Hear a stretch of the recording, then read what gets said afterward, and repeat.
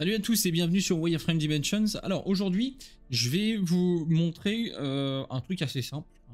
C'est la première approche en fait avec le painting sur les modèles 3D.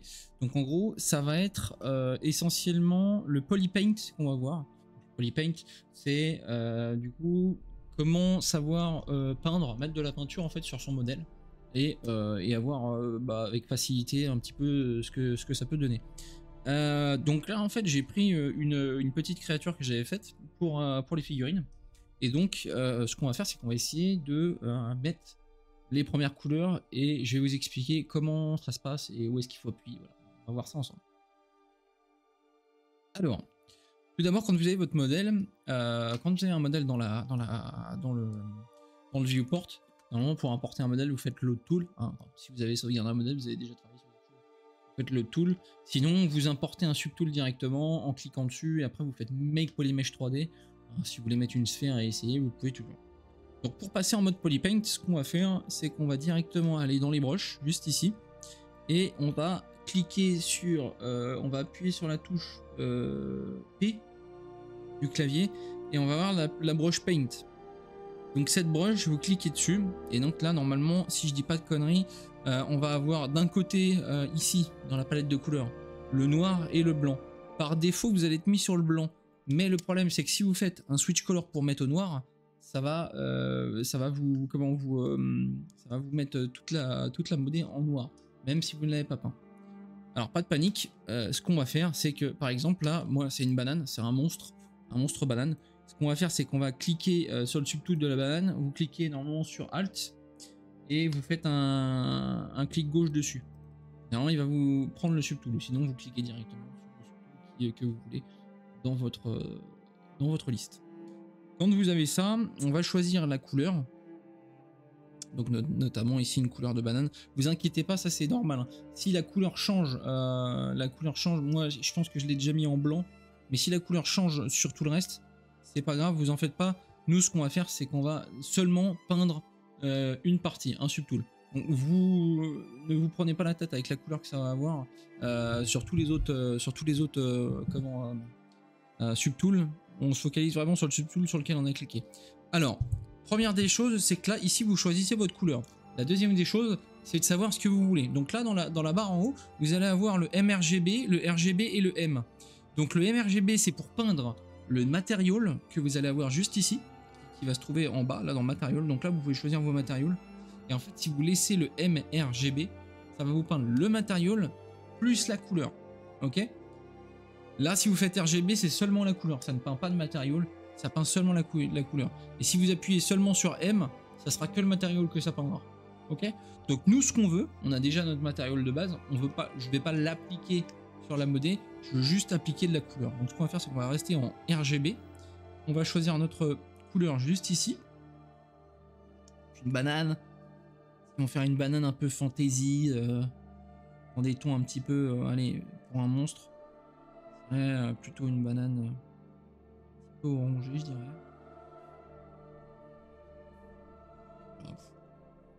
Voilà, on se dit plutôt ce genre de truc, peut-être. Voilà, ça comme ça c'est bien. Et là, quand vous avez ça, vous faites en haut, vous allez juste en haut dans Color. Et là, vous allez faire Fill Object. Et là, normalement, ping, ça va vous mettre toute votre modée en jaune. Enfin, le subtool que vous avez choisi. Ok ? Donc là, nous, c'est notre banane. Voilà, là, on a notre banane. Super. Mais le problème que je vais avoir, c'est que ma banane, c'est bien, c'est cool, mais j'aimerais avoir des touches un petit peu plus sombres à certains endroits et mettre une autre couleur pour toute la partie intérieure qui est organique. Alors je sais pas quelle couleur on va choisir pour ce genre de banane. On va, je sais pas, peut-être une couleur un petit peu plus. On va aller chercher la couleur ici. Je dirais une couleur rose, un petit peu comme les muqueuses qu'on a chez nous.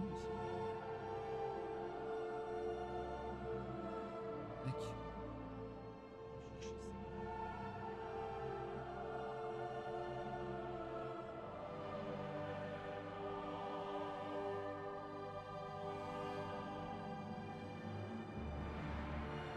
Alors, si on veut le faire réaliste, hein, les couleurs muqueuses, des fois ça peut virer un petit peu au violet. Faut mettre des teintes, faut jouer avec les teintes. Et là, ce que vous faites, c'est que si vous voulez peindre en symétrie, vous appuyez sur X. Hop. Là, on va peindre notre muqueuse intérieure. Voilà. Là, on applique la couleur. Ah, c'est une première couleur, hein, bien sûr. Si vous voulez vraiment aller dans tout ce qui est réalisme et tout ça, bien sûr que ça se fait en plusieurs teintes. Hein. S'il y en a qui ont fait de la peinture chez vous, ne serait-ce que de la peinture sur figurine ou de la vraie peinture sur toile, quand on veut du réalisme, on utilise plusieurs teintes et on va vraiment chercher autre chose. Là, voilà, c'est vraiment pour montrer.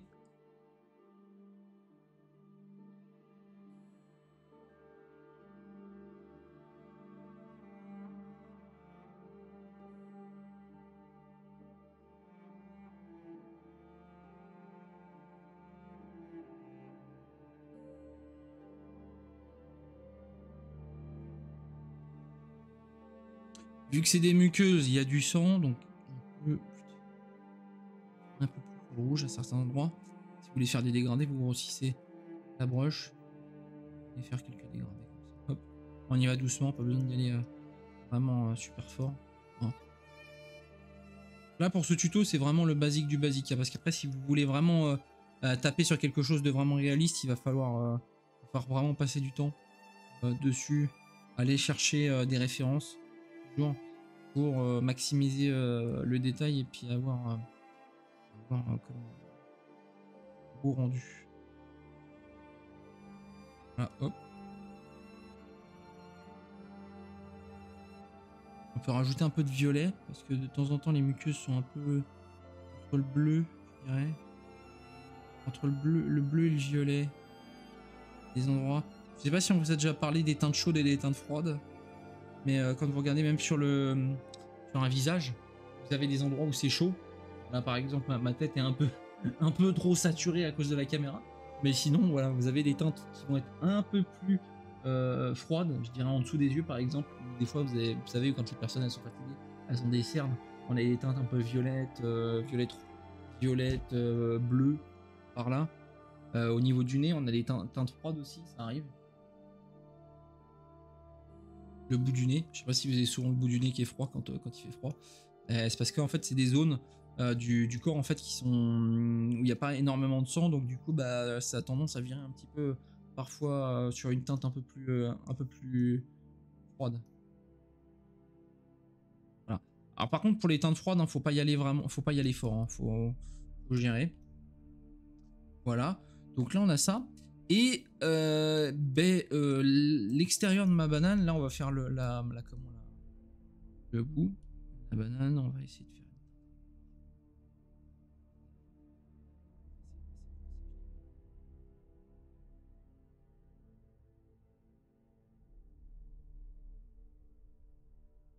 Peut-être un peu plus clair.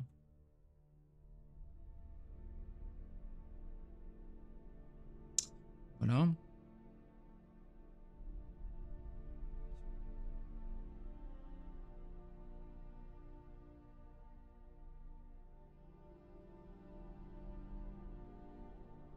Et donc là, ce que vous pouvez faire aussi, ce qui est bien, donc si vous n'avez pas trouvé une couleur qui vous plaît ou vous voulez réutiliser votre même couleur, en fait, vous, avec votre stylet, vous restez appuyé sur la palette et on va venir glisser en fait notre stylet sur la couleur que vous voulez. Par exemple, si je veux du marron, je reste appuyé, hop, j'ai mon marron. Si je veux du jaune, je reste sur le jaune. Et quand vous avez la couleur sur laquelle vous êtes arrêté, si c'est ce que vous vouliez, merde, oula, il y a un problème. Problème de table. Un petit bug. En fait, là, vous allez pile poil relâcher. Vous relâchez, en fait, vous avez la couleur qui a été choisie juste ici. Donc après, vous pouvez appliquer votre couleur sans problème. Nous, par exemple, moi, ce que je fais quand j'ai ce genre de choses-là, je prends ma couleur, le jaune, et par exemple, là, je sais pas, je veux une teinte un peu plus orangée. Donc du coup, je vais peut-être aller tirer un petit peu vers là et descendre la palette un petit peu vers du sombre pour venir mettre une petite teinte à certains endroits ou pour varier la couleur. Par exemple, vous voyez là, juste ici, hop, en dessous, dans les plis, on va dire. Dans les plis, généralement, on a des couleurs qui sont des fois un peu plus sombres. Sachez que c'est de la fantaisie, hein, c'est pas les couleurs réelles d'une banane. Hein. C'est moi qui me qui m'octroie le droit de mettre des couleurs qui sont un peu fantaisistes. Hein. C'est un monstre à la base, donc voilà. On essaie de faire ça gentiment, sans se prendre trop la tête. Vu que c'est un essai, hein, en général, voilà, quand on commence, on fait ça pour le plaisir. Voilà. Tac.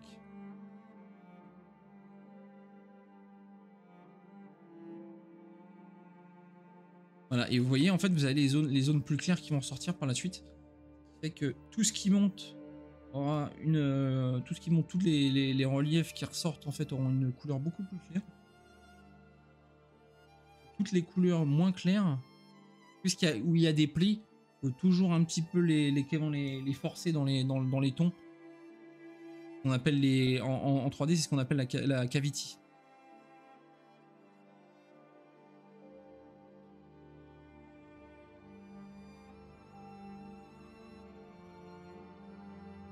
Hop, voilà. Donc là, on a notre partie, de la banane. Et après, bon, pareil, quand vous voulez changer de subtool, vous cliquez sur le subtool en question que vous voulez changer. Hop, voilà. Et puis vous changez au fur et à mesure. Donc là, on va peut-être repartir sur quelque chose de blanc. Vous choisissez le blanc ici, tac, hop, on choisit le blanc. Là, il va se mettre en blanc, mais la couleur n'est pas appliquée. Donc du coup, on va retourner dans Color, puis l'Object. Et là, notre subtool, normalement, est en blanc. Donc après, à vous de choisir la couleur que vous voulez. Alors oui, j'avais oublié à l'intérieur ici. Parce que là, on a une couleur qui sort.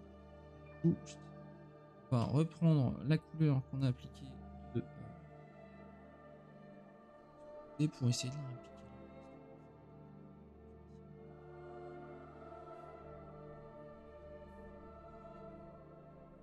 Alors, il y a beaucoup de tests à faire dans le Polypaint. Je ne suis pas un pro du Polypaint parce que souvent je ne peins pas en Polypaint, mais il m'arrive des fois pour mettre en valeur votre modèle, vous pouvez toujours utiliser le Polypaint pour donner des intentions de relief, ne serait-ce qu'au niveau du visage, pour creuser les joues avec un peu de couleur. Ça marche très bien.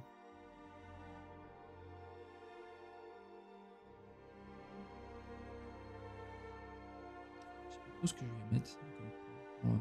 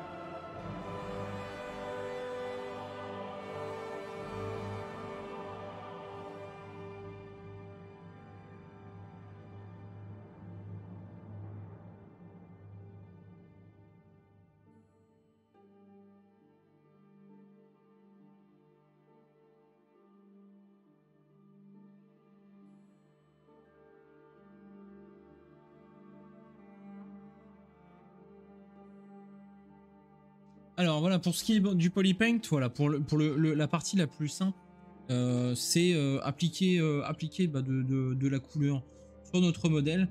La chose que je n'avais pas vue, donc pour vous montrer et que je vous ai pas dit, c'est que par exemple, vous voyez, si je change mon matériau, comme mon matériau n'a pas été peint dessus, si je change de matériau, le matériau s'auto met sur directement sur le modèle.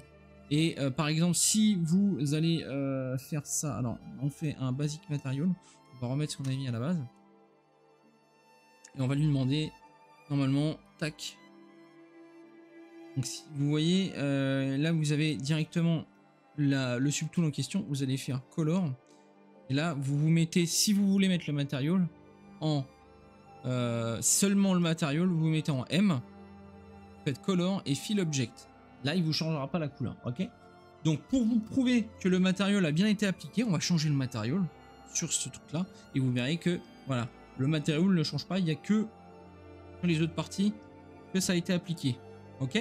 Si maintenant vous voulez peindre le matériau, bah, il y a juste à prendre le pinceau et là vous pouvez peindre dessus le matériau parce que vous êtes en mode matériau. Donc voilà, faites bien attention à bien gérer les différents matériaux que vous utilisez et le mode de peinture que vous allez utiliser parce que ça c'est très important, sinon vous allez vite vous perdre. Donc restez toujours en RGB pour peindre la couleur et après par la suite choisissez un matériau qui vous convient pour après par la suite changer et voir un petit peu ce qui peut vous plaire. Voilà, là par exemple je change, hein, je mets en mode gomme, vous allez avoir du basique. Vous allez avoir, qu'est-ce qu'on a là en général, le toy plastique qui est bien, qui est sympa aussi, qui est marrant. Ça c'est plus pour les yeux. Et on va avoir, tac, le skin shade. Skin shade qui est très sympa pour la peau, pour les humains. Parce qu'il y a des bonnes, il y a une bonne réflexion au niveau de la peau, au niveau du matériau, pour justement faire en sorte que ça puisse aider à avoir un rendu un peu plus intéressant. Notamment là pour les muqueuses. On a un truc qui est quand même assez sympa. Et là par exemple, là vous voyez par exemple là sur les petites bosses, on va pouvoir rajouter un peu de blanc, histoire de dire que notre langue elle a quand même un petit côté réaliste. Voilà, c'est tout pour le Polypaint. J'espère que cette vidéo vous aura plu. N'hésitez pas à me laisser des commentaires si vous avez des questions ou si vous avez des idées de vidéos qui pourraient vous intéresser.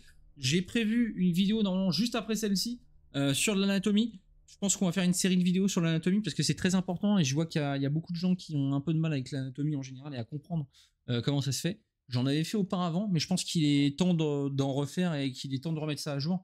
Donc voilà, j'espère que cette vidéo vous aura plu. Merci à vous. N'hésitez pas à liker, à partager la vidéo ou même laisser des petits commentaires. Ça me permettrait juste de grimper dans les trendings et avoir un peu plus de visibilité. Je vous remercie, à bientôt. Salut, ciao.